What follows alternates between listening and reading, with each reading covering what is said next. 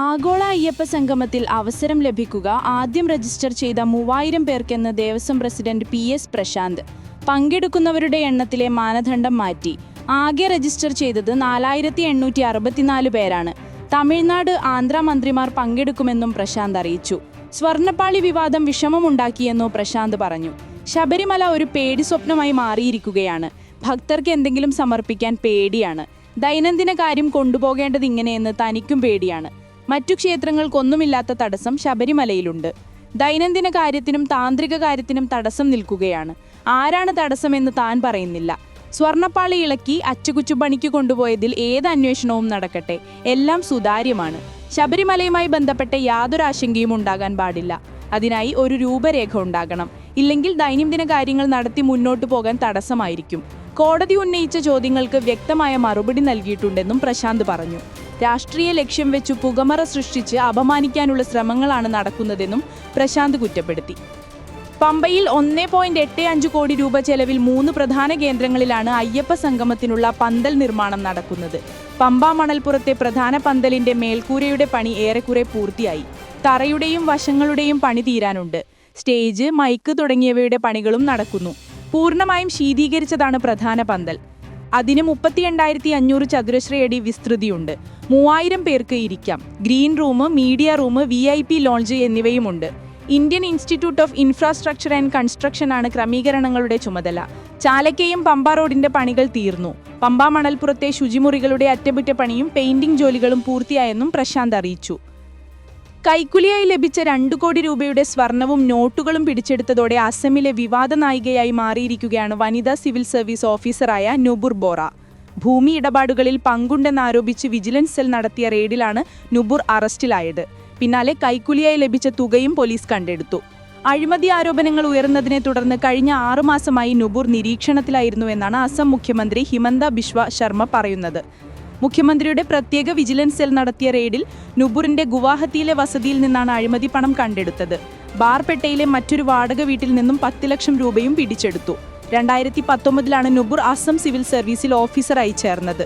തുടർന്ന് കാംരൂപ് ജില്ലയിലെ ഗൊരോൺമാരിയിൽ revenue circle ഓഫീസറായി അവരെ നിയമിച്ചു. 2023 ജൂണിൽ ബാർപേട്ടയിൽ സർക്കിൾ ഓഫീസറായി നിയമിതയായി. ഇതിനിടയിലാണ് നുപുറിനെതിരെ അഴിമതി ആരോപണങ്ങൾ ഉയർന്നത്. 6 വർഷത്തെ സർക്കാർ സർവീസ് മാത്രമുള്ള നുപുർ വരവിൽ കവിഞ്ഞ സ്വത്ത് സമ്പാദിച്ചതായി കണ്ടെത്തിയിരുന്നു. ബാർപേട്ടയിൽ റവന്യൂ സർക്കിൾ ഓഫീസറായിരിക്കെ ഇവരുടെ ബിനാമിയായ ലാത് മണ്ഡലിന്റെ പേരിൽ നുപുർ അനധികൃതമായ ഭൂമി വാങ്ങിയെന്നും വിജിലൻസ് കണ്ടെത്തി. അഴിമതി പണം ഉപയോഗിച്ചാണ് ഭൂമി വാങ്ങിയതെന്നും വിജിലൻസ് റിപ്പോർട്ടിൽ പറയുന്നു.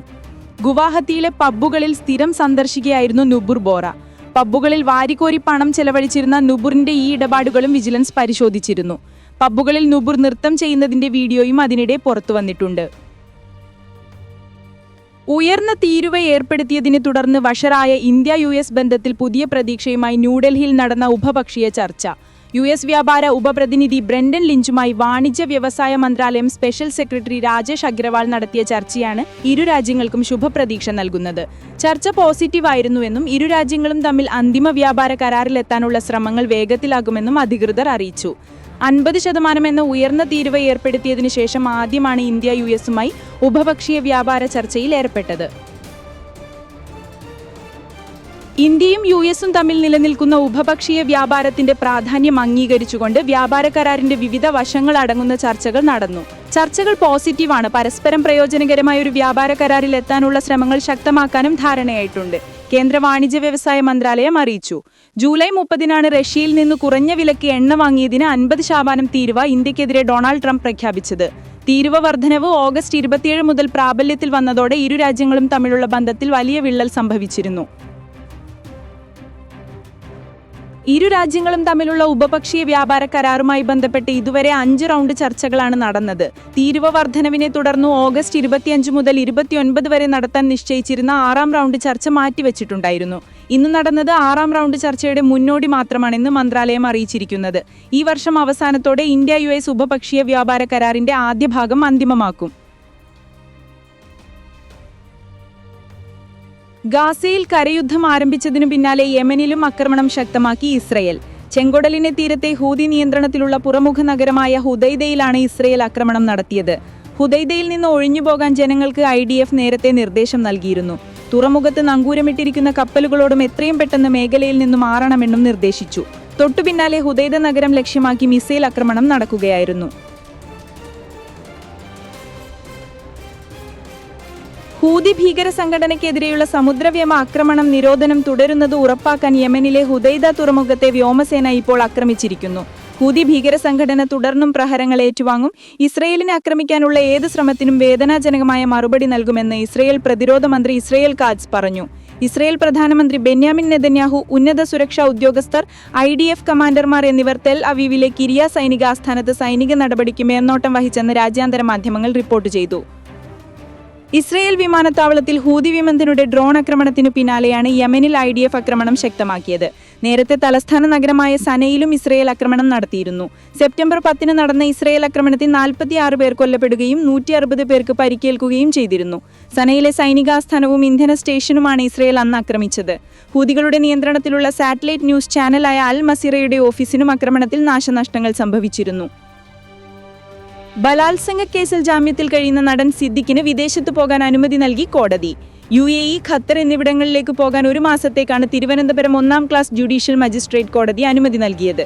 19 മുതൽ 24 വരെ UAEയിലും അടുത്ത മാസം 13 മുതൽ 18 വരെ ഖത്തറിലും പോകാനാണ് അനുമതി തേടി സിദ്ദിഖ് കോടതിയെ സമീപിച്ചത്. യാത്രയ്ക്ക് ശേഷം പാസ്പോർട്ട് കോടതിയിൽ തിരികെ ഏൽപ്പിക്കണമെന്നും പറയുന്നു. സിനിമാ ചിത്രീകരണത്തിനായും ചില ചടങ്ങുകളിൽ പങ്കെടുക്കാനുമാണ് സിദ്ദിഖ് കോടതിയുടെ അനുമതി തേടിയത്. സിനിമയിൽ അവസരം വാഗ്ദാനം ചെയ്ത് യുവനടിയെ തിരുവനന്തപുരത്തെ ഹോട്ടലിലേക്ക് വിളിച്ചു വരുത്തി ബലാത്സംഗത്തിന് ഇരയാക്കിയെന്നാണ് സിദ്ദിഖിനെതിരായ കേസ്. നടി പരാതിയിൽ പറഞ്ഞ ദിവസം സിദ്ദിഖ് ഹോട്ടലിൽ താമസിച്ചതിനും നടി അവിടെ വന്നതിനും തെളിവുണ്ട്. നടിക്ക് സന്ദേശം അയച്ചതടക്കം തെളിവുകളും അന്വേഷണ സംഘം കുറ്റപത്രത്തിൽ പറയുന്നു. തിരുവനന്തപുരം മെഡിക്കൽ കോളേജിൽ വീണ്ടും ഉപകരണക്ഷമ പ്രതിസന്ധി. ഹൃദയ ശസ്ത്രക്രിയ ഉപകരണങ്ങളിൽ നിന്നും ശസ്ത്രക്രിയകൾ ഗുരുതര പ്രതിസന്ധിയിലാണെന്നും കാട്ടി കാർഡിയോളജി വിഭാഗം മേധാവി ആശുപത്രി സൂപ്രണ്ടിന് കത്ത് നൽകി. ശസ്ത്രക്രിയകൾ മുടങ്ങുന്ന സാഹചര്യമാണെന്നും കത്തിലുണ്ട്.